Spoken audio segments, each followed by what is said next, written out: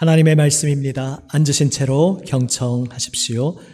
요한복음 4장 28절에서 30절 말씀입니다. 신약 성경 148면에 있습니다.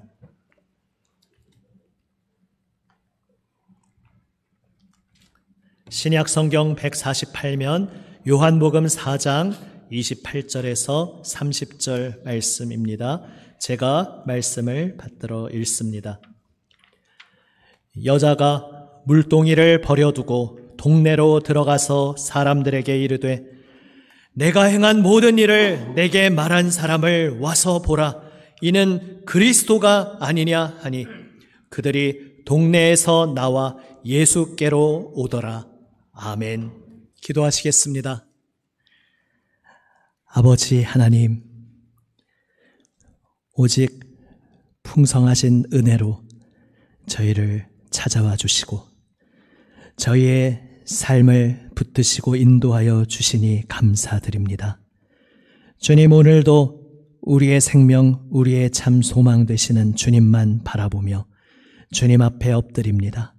주님 말씀 사모하며 주님 발치에 나아온 하나님 사랑하시는 아들, 딸을 이 시간 성령님 은혜의 손길로 어루만져 주시고 주님 생명 말씀으로 그 심령을 새롭게 하여 주시옵소서.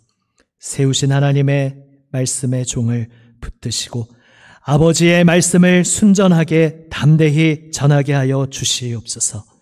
살아계신 우리 구주 예수 그리스도의 이름으로 기도드립니다. 아멘. 할렐루야. 아멘. 지난 한 주간 모든 여정 삶의 일정을 돌아보실 때에 많은 일들이 있으셨을 것입니다. 그런데 그 모든 시간 속에서 모든 것이 주님의 은혜였습니다. 우리는 고백하게 됩니다. 오늘 주일 거룩하신 주님 임재 앞에 함께 모여 예배하는 이 자리, 혹 마음의 모든 무거운 짐, 염려, 근심의 무게가 나를 짓누르고 있었다 할지라도 나를 만나주시는 주님의 은혜의 손길 안에서 모든 것이 주님의 은혜입니다. 우리 가슴 깊이 우러나오는 고백으로 고백하는 우리 모두가 되시기를 주님의 이름으로 축복합니다. 아멘. 오늘 찬양대가 찬양 고백한 가사가 사실 이미 다 설교를 대신 한 것 같습니다. 근데 이렇게 말해놓고 설교를 안 하냐 하면 그렇지는 않죠. 근데 아무튼 왜 오늘 지온 찬양대 찬양의 그 가사의 고백 안에 오늘 말씀의 내용이 다 들어있다. 제가 이 말씀을 왜 드렸는지를 한번 궁금해 하시면서 한번 이렇게 따라와 보셔도 좋겠습니다. 오늘 설교의 제목을 전도의 목적이라고 이렇게 적어 두었습니다.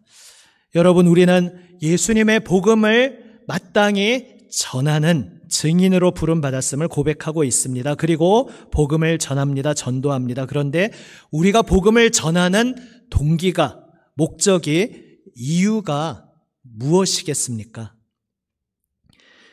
우리 교회에 대해서 사실 잘 알지 못하고 겉으로 피상적으로 바깥에서 바라보는 분들 중에서는 그런 식으로 비방 혹은 비난하기도 합니다. 자기들 교세 확장시키려고 열심히 사람들 불러 모은다. 그런데 그런 일이 없어야겠지만 안타깝게도 정말로 우리 내부적으로도 목회자가 어떤 자신의 업적을 위한 야망 때문이라든지 혹은 우리 성도들이 교회 주님의 영광을 위한 순수한 의도와는 조금 다른 어떤 의도로 우리 교회에 사람이 더 많이 오면 좋겠다, 우리 교회가 더 커지면 좋겠다, 이런 것이 전도의 동기가 되는 경우도 안타깝게 현실적으로 있을 수 있습니다. 하지만 그것이 성경에서 주님께서 말씀하시는 우리의 전도의 동기의 목적 이유인가 하면 그렇지 않습니다. 물론 좀 다른, 정말 아다르고 어다를 수 있는데요. 주님께서는 교회로 사람들이 모여드는 것을 당연히 기뻐하십니다. 그냥 모여드는 것이 아니라 진실한 믿음으로 복음의 말씀을 깨닫고 그래서 영생에 참여하는 이들이 주님의 몸된 교회에 계속해서 사람들이 늘어나고 들어오는 것, 영생의 구원을 누리게 되는 것, 당연히 주님께서 기뻐하시는 일입니다. 그런데 앞에 말씀드린 것은 조금 다른 초점의 이야기라는 것 아마 이해하실 것입니다. 그러면 우리는 왜 전도하는가? 혹 우리는 어떨 때에는 어떤 책임감으로, 어떤 부담감으로, 책무감으로 복음을 전할 수 있습니다. 그래도 내가 이런 직분을 가지고 있는데, 아니면 내가 그래도 예수 믿는 성도라고 하는데 복음도 전하지 않고 산다는 건 내 양심에 찔리지, 이래서는 안 되지라는 어떠한 양심 때문에, 책임감 때문에, 부담감 때문에 우리가 복음을 전할 수도 있습니다. 거룩한 부담감이라는 말도 있듯이 이것도 꼭 잘못된 것만은 아닐 수 있습니다. 그런데 정말로 성경에서 우리에게 보여주고 있는 복음을 전하는 우리의 궁극적인 동기, 궁극적인 이유, 궁극적인 목적이 무엇인가, 이것을 우리가 깊이 계속해서 깨닫고 실제로 내가 거기에 연결되어 있는 것은 참 중요합니다. 왜냐하면 그 궁극적인 동기가 목적이 되지 않고 다른 것에 기대어서 무언가 우리가 전도를 하고 열심히 봉사를 한다 해도 그것은 결국 언젠가 흔들리고 무너질 수밖에 없는 참되지 못한 터전일 수 있습니다. 오직 정말로 예수님께서 우리에게 오셔서 제자들을 만나 주셨을 때, 우리를 만나 주실 때 무엇을 기대하셨을까? 우리를 향하여 어떤 비전과 꿈을 품으시고 우리로 하여금 사람 낚는 어부가 되게 하겠다 말씀하셨는지, 나의 증인이 될 것이라 말씀하셨는지, 주님께서 우리를 향하여 무엇을 꿈꾸셨고 무엇을 기대하셨는지 주님의 뜻을, 주님의 마음을 아는 것은 참으로 중요한 일일 것입니다. 오늘 요한복음 4장에서 우리는 그 전도의 궁극적인 동기, 그 목적, 이유가 무엇인지를 볼 수 있습니다.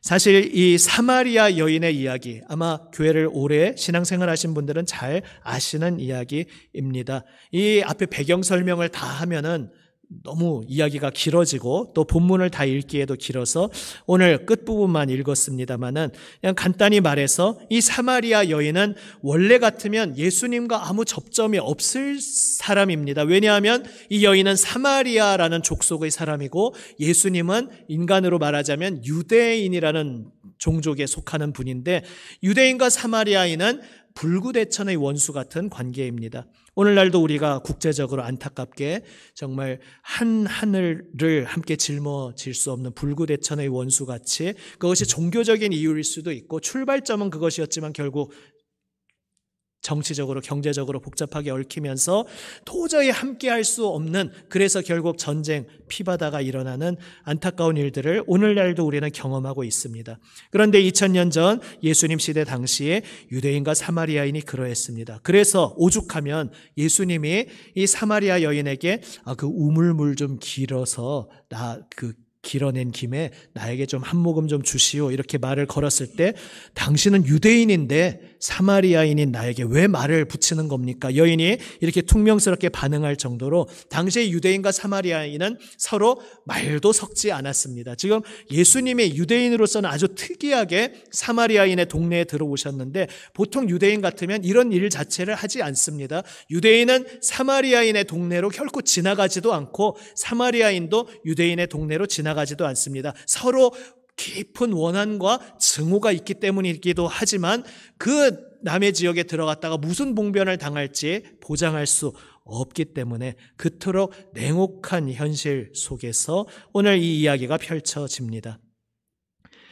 이 여인은 사마리아인이지만 그렇다고 해서 또 사마리아인 동족으로부터도 환영받는 입장이 아니었습니다. 여인은 결혼 생활에 있어서 많은 뼈아픈 과거들을 가지고 있었습니다.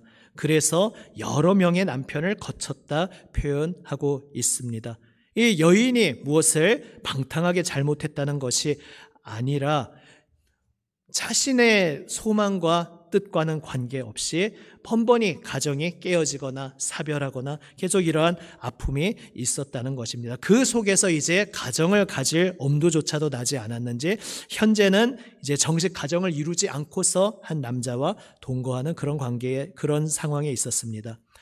유대인들이 사마리아인을 멸시하지만 사마리아인들로서는 모세 율법을 굉장히 엄격하게 지키는 또 족속이었습니다. 그 사마리아인들이 볼 때에 이 여인은, 사실 이 여인의 입장으로서는 굉장히 억울한 일이지만 사마리아인들은 색안경을 쓰고 이 여인을 보았던 것 같습니다. 그것을 간접적으로 알 수 있는 것이 이 여인이 우물가에 뙤약볕, 그 한참 더운 대낮에 우물물을 기르러 왔다는 것입니다. 상식적으로 오늘날도 그 지역은 그렇습니다만은 동트기 전이나 해 질 즈음에 서늘할 때에 우물물을 기르러 가는 것이 당연한 상식입니다. 그런데 여인은 대낮에 왔습니다. 사람들과 마주치고 싶지 않았다는 것이죠. 그만큼 그는 자신의 동네 사람들과도 단절되어서 내가 뭘 잘못한 게 아닌데도 나의 아픈 과거가 다른 사람들에게는 나를 비난하는 비난거리가 되어버리는 그 속에서 나도 그냥 사람들 상대하지 않고 살겠다, 마음의 문을 닫아 걸고 나 홀로의 인생을 살고 있던 여인이었습니다. 그런데 놀랍게도 오늘 읽었던 본문 말씀처럼 여자가 지금 물 기르러 왔는데 그것도 다 잊어버리고 물동이도 다 버려두고 동네로 뛰어 들어갑니다. 그리고 단절되어 있었던 그 동네 사람들에게 자신이 먼저 외치고 찾아갑니다. 내가 지금 우리를 구원하실 구원자, 구세주를 만났습니다. 내가 지금 그분을 만났습니다. 여러분도 다 와서 그분을 좀 만나보십시오. 이렇게 예수님을 온 동네 사람들에게 소개하는 전도의 일을 하고 있는 것을 보게 됩니다. 지금 여인의 인생에서는 상상도 할 수 없는 일이 일어난 것입니다. 더군다나 사람들을 불러 모으면서 그 이야기 소재로 여인이 자신의 지금까지 걸어온 그 과거 인생사를 언급합니다. 그것 때문에 지금 이 사람들과 깊은 고랑으로 단절되어 있었는데 그것이 이 여인에게 너무나 깊은 상처고 그것 가지고 나를 함부로 손가락질하고 재단하는 그 사람들 시선이 싫어서 스스로를 가두고 있었는데 그것을 이야기 소재로 삼습니다. 내가 지금까지 살아왔던 그 인생 여정을 다 알고 계시는 분을 내가 만났습니다. 이 분이 바로 우리가 기다리는 그 구원자, 메시아, 그리스도가 아니면 누구겠습니까? 빨리 다 나와서 만나보십시오라고 이 사람들이 자기가 그냥 하는 말을 흘려 들을까 봐 이건 정말 내가 확실하게 경험한 근거가 있는 거라는 것을 증거하기 위해서 자신의 인생의 뼈아픈 과거를 소재로 삼아서 이야기하고 있는 것입니다. 어떻게 이 여인에게 이런 놀라운 일이 일어난 것입니까?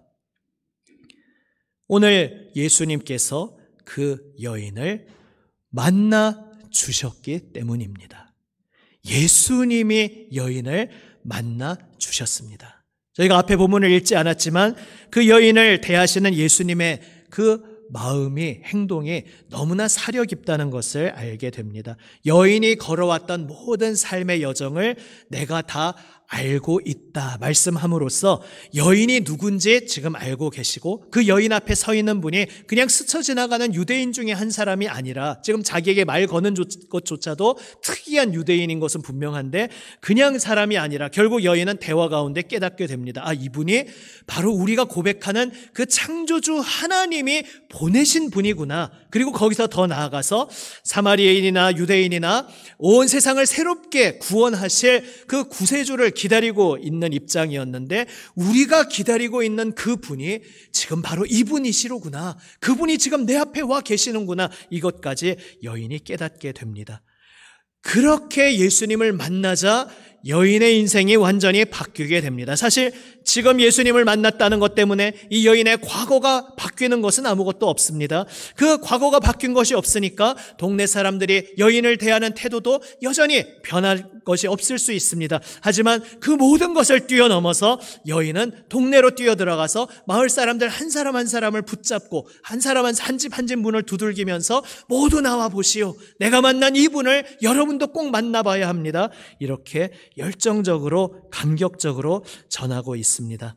바로 예수님을 만났기 때문입니다. 예수님 만남 속에서 아무도 나에게 관심이 없었는데 이분은 나에게 관심을 기울여주네. 이 정도 차원이 아니라 누군지 모르지만 나에게, 유대인임에도 불구하고 사마리아인인 나에게 이렇게 사려 깊게 나의 인생의 모든 발자취를 다 알고 계시는 분이 지금 내 앞에 계시는데, 그분이 내 모든 인생을 알면서도 이때까지 다른 사람들처럼 그것으로 인해 색안경을 쓰고 나를 보는 것이 아니라 그저 담백하게 너의 걸어온 그 발자취를 내가 다 알고 있다. 그저 그렇게 말씀하시는 것 속에서 지금 너가 처해 있는 상황도 내가 다 알고 있다 말씀하시는 것 속에서 나를 정죄하는 손가락질이 아니라 그저 있는 모습 그대로의 나를 끌어안아 주시고 받아주시는 주님을 여인은 볼 수 있었습니다. 그리고 그분이 하나님으로부터 오신 분일 뿐만 아니라 바로 하나님께서 약속하신 그 구세주라는 사실을 깨닫게 될 때 여인의 인생에 외적인 것이 아무것도 바뀌지 않은 것 같지만 그 여인의 인생은 송두리째 뒤집어지고 변화받게 되었습니다. 왜냐하면 나를 창조하신 분이, 그리고 내 인생을 유일하게 새롭게 해주실 수 있는, 구원하실 수 있는 분이 나를 아신다는 사실 때문입니다. 나의 창조주, 나의 주님이 내 이름을 아시고 내가 걸어온 모든 인생길을 외면하지 않고 다 주목하여 보고 계셨고, 정죄하시는 것이 아니라 긍휼과 사랑으로 바라보고 계셨고, 지금도 자비와 사랑으로 나를 끌어안아 주고 계시다는 것을 영적으로 여인은 경험한 것입니다. 그러자 여인의 인생은 완전히 바뀌었습니다. 더 이상 사람들이 나를 어떻게 볼까?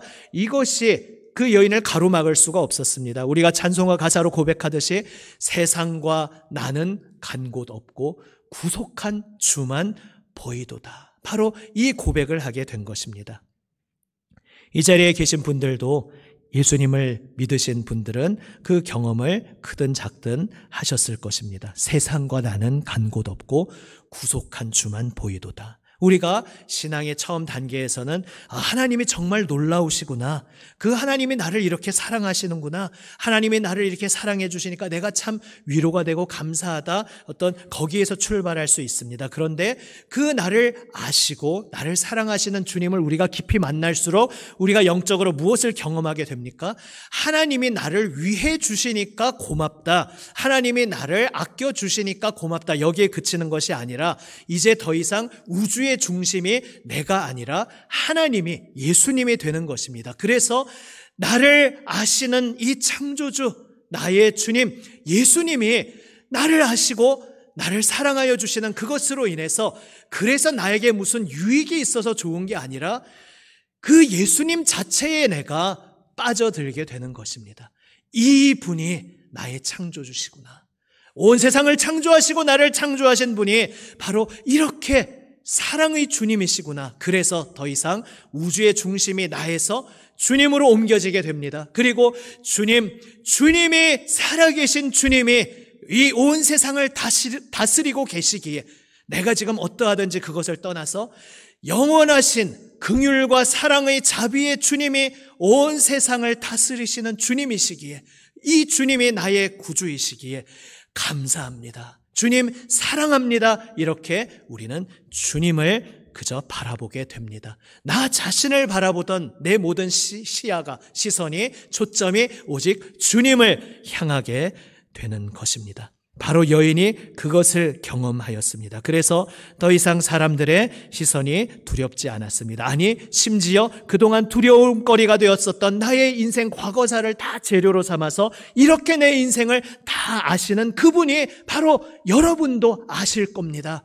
이렇게 나에게 놀라운 변화를 주신 분이 여러분을 만나 주실 때에 여러분의 인생도 내가 지금 느끼고 있는 이 기쁨과 감격의 새 인생으로 변화시켜 주실 줄 믿습니다. 바로 이 뜨거운 사랑의 마음으로 여인은 나아갔던 것입니다.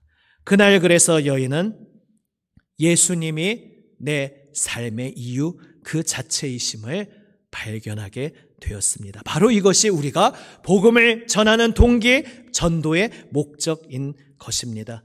나의 어떤 책무감, 부담감으로 출발하는 것도 귀한 일일 수 있습니다. 그러나 주님께서 궁극적으로 우리에게 원하신 것은 무엇이었습니까? 주님께서 오셔서 만나 주셨습니다. 제자들과 시간을 함께 보내셨습니다. 그래서 예수님이 누군지 알게 하셨습니다. 예수님을 인격적으로 만나는 경험을 허락해 주셨습니다. 그래서 예수님을 통해서 무엇을 이루는 그것이 궁극적인 목적이 아니고 예수님을 통해서 내가 무엇을 얻는 것, 이것도 궁극적인 목적이 아니라 그냥 예수님 그분 자체가 내 삶의 이유고 내 삶의 목적임을 깨닫도록 그것을 감격으로 고백하게 하시기 위해 주님께서 우리에게 찾아와 주셨습니다.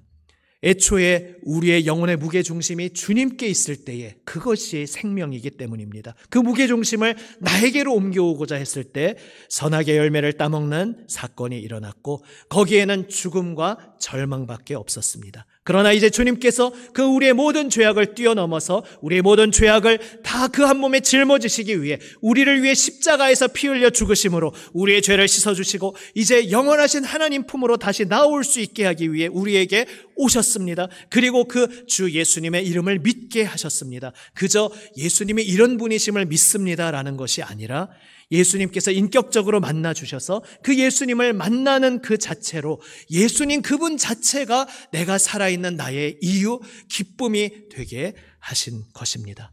그래서 우리는 복음을 전합니다. 예수님이 나의 모든 것 되시기에 예수님이 나의 생명 되시고 내 삶의 이유가 되신 그 감격을 우리가 체험하게 되었기에 또 다른 사람도 이 감격을 알기를 원하며 또 다른 한 생명도 이 기쁨에 동참하기를 원하며 사랑하는 여러분이여 이 예수님을 여러분도 알기를 원합니다. 예수님을 만나면 세상과 나는 간 곳 없고 구속한 주님만 보이게 되는 놀라운 궁극적인 평안과 기쁨을 여러분도 누리게 될 것입니다. 바로 이 감격으로 여인은 이제 나에게 초점이 있지 않고 오직 예수님께만 내 모든 시선의 초점이 맞추어져서 그 예수님을 한 사람에게라도 더 자랑하기 원하여서 증거하기 원하여서 드러내기 원하여서 마을로 나아갔던 것입니다. 우리도 바로 이것이 우리의 전도의 동기, 목적, 이유 아니 우리 삶의 이유, 삶의 목적이 되기를 원합니다. 우리가 예수님을 처음 믿을 때 이것들을 사람마다 형태는 다르셨을지 모르지만 이러한 고백을 하셨을 것입니다. 그런데 우리가 계속 신앙생활하면서 내 상태가 그대로 유지되면 좋겠는데 사실 그렇지 못하다는 것을 우리는 경험합니다. 매일 아침 눈을 뜰 때 내가 눈 뜨는 순간마다 할렐루야, 너 하나님께 감사가 넘치고 성령 충만하고 기쁨과 평강이 충만하면 참 좋겠는데 그렇지 않은 현실을 우리는 늘 맞닥뜨립니다. 그것은 어쩌면 사실 당연한 것입니다. 주님과 우리와의 관계가 기계적인 관계가 아니라 인격적인 관계이기 때문입니다. 주님께서 먼저 우리에게 찾아와 주고 계시고 오늘도 우리 곁에서 말씀하고 계시는데 내가 그분 음성에 날마다 다시 한번 귀를 열고 눈을 열고 마음을 열고 주님 앞에 나아가야 합니다.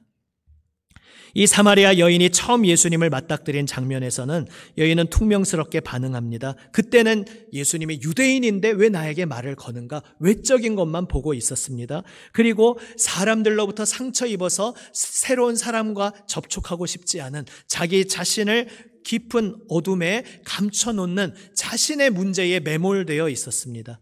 그런데 우리도 이미 예수님을 믿고 있지만 우리의 삶 속에서 혹 그런 경험을 할 수 있습니다. 인생의 짐이 너무 버거워서 그 짐에 짓눌리면서 그것으로 인해서 내가 근심 걱정이 가득하고 내 마음이 초조해지고 불안해지고 분노가 일어나고 낙심과 절망에 쓰러지는 그러한 인생의 무거움에 내가 매몰되어 버릴 때 이 여인이 자신의 문제에 골몰하고 있을 때는 예수님이 이미 말씀하고 계시는데 이미 그 첫 마디 말을 건네시는 자리부터 너무나 놀라운 기적의 자리고 감격의 자리 아니겠습니까? 하지만 처음에는 여인이 그것을 실감하지 못하고 퉁명스럽게 반응합니다. 마찬가지로 우리도 예수님께서는 늘 내가 듣지 못할 때에도 내가 느끼지 못할 때에도 이미 내 곁에 먼저 찾아와 주셔서 오늘도 나에게 말씀을 건네고 계시는데 내가 내 문제에 너무 매몰되어서 내 근심 걱정 염려에 사로잡혀서 또 사람들로부터 상처받은 것 때문에 내가 선입견으로 문을 닫아 걸고 그래서 사람들을 향해서 내가 마음의 문을 닫고 있는 것 때문에 사람들을 향해 마음의 문을 닫아 걸어서 주님께서 나에게 말씀하시고 있는 그 소리조차도 둔감하게 무뎌져서 잘 듣지 못하는 일이 일어날 수 있습니다. 그러한 우리의 연약함을 주님께서 아십니다. 그래서 우리에게 소망이 있습니다. 이 여인이 처음에 퉁명스럽게 반응했지만 내가 누군지 알아보지도 못하고 나를 이런 식으로 푸대접해하고 예수님이 떠나지 않으셨습니다. 예수님께서는 인내로 사랑으로 그 여인을 만나기 위해 이 자리에 오신 그 주님의 뜨거운 사랑으로 끝까지 여인과 대화를 나누셨고 마침내 여인으로 하여금 예수님이 누구신지 알고 만날 수 있게 하셨습니다. 그 주님께서 오늘 우리의 삶 속에서도 동일하게 우리에게 찾아와 주고 계심을 믿으시기를 바랍니다. 그래서 우리에게 소망이 있습니다. 여전히 우리는 주님을 믿습니다라고 고백하지만 나중에 돌아보면 그 시절에 내가 내 인생이 너무 무거움에 짓눌려서 주님의 음성을 듣지 못하고 있었구나. 그런데 그 시간조차도 주님은 나를 떠나지 않으시고 끝까지 인내와 사랑으로 나에게 말씀을 건네고 계셨고 그래서 마침내 오늘 제가 주님의 음성을 다시 들을 수 있게 되었습니다. 우리로 하여금 이렇게 고백하도록 주님께서는 오늘도 동일하신 은혜로 놀라우신 사랑으로 신실하심으로 나와 함께하고 계시다는 것 믿으시기를 바랍니다. 그 주님을 바라보며 오늘도 우리는 주님 앞에 엎드립니다. 그래서 오늘 이 예배의 자리에 잘 오셨습니다. 우리가 때마다 예배의 자리에 나온다는 것이 무엇입니까? 때마다 기도의 자리에 엎드린다는 것이 무엇입니까? 내가 여러 가지 근심, 걱정, 무게의 짐에 내가 짓눌리고 이리저리 영혼이 흔들리고 있던 중에도 주님이 나에게 말씀 건네고 계셨죠. 이것을 다시 깨닫고 나를 기다리고 계시는 그 주님의 음성에 귀 기울이고자 주님 앞에 다시 나아가는 것이 바로 우리가 예배의 자리, 기도의 자리로 나아가는 고백 아니겠습니까? 목사를 만나러 온 것도 아닙니다. 우리 성도의 교제는 귀하지만 성도 사람 자체를 만나는 거기에 해답이 있는 것도 아님을 우리는 알고 있습니다. 목회자나 예배나 성도의 만남, 이 모든 것을 통로로 해서 우리는 궁극적으로 오늘 나에게 말씀을 직접 건네고 계시는 주님의 음성을 듣기 위해 이 자리에 나온 것 아니시겠습니까? 오늘 내가 이 자리에 나온 목적을 기억하시고 나 주님 앞에 나온 이에게 주님께서 드디어 왔구나. 드디어 나에게 귀를 열었구나. 내가 이미 너에게 계속 말을 건네고 있었는데 우리에게 말씀하시는 주님의 음성을 우리가 분명히 듣게 될 줄로 믿습니다. 이 주님의 신실하심 소망으로 감사하며 주님 앞에 나아가며 이 한 주간도 우리의 평생의 삶도 날마다 내 곁에서 말씀하시는 주님을 만나고 그래서 그 주님을 만난 감격으로 세상과 나는 간 곳 없고 오직 주님만 보입니다 고백하며 그 뜨거운 감격으로 내가 사랑하는 또 다른 한 사람에게도 이 주님을 여러분도 만나기 원합니다. 이 주님을 여러분이 만나면 여러분의 인생이 바뀔 수 있습니다. 이것을 뜨겁게 전하는 우리 모두가 되시기를 우리 주님의 이름으로 축복합니다. 기도하시겠습니다. 살아계신 아버지 하나님 감사합니다. 주님, 모든 것이 주님의 변함없으신 사랑과 은혜로 인한 것임을 고백합니다. 주님, 저희가 주님을 깨닫지 못할 때에도 주여 세상의 무거운 짐에 짓눌리고 이리저리 물결에 휩쓸려 정신을 못 차릴 때에도 주님은 그 자리에 여전히 변함없이 계시며 늘 저희에게 말씀하고 계셨음을 오늘 기억합니다. 주님, 저희의 눈과 귀를 열어주시고 마음을 열어주시고 다시금 주님을 더 깊이 만나게 하여 주시옵소서. 주님과 깊은 만남을 다시금 경험하며 세상과 나는 간 곳 없고 오직 주님만 보입니다. 감격의 고백 속에 아버지 하나님 날마다 주님을 더 깊이 사랑하게 하여 주시옵소서. 이 뜨거운 사랑의 감격으로 또 다른 한 사람이 주님을 만나기를 열망하며 복음을 담대히 전하고 주님을 자랑하게 하여 주시옵소서. 우리 구주 예수 그리스도의 이름으로 기도드립니다.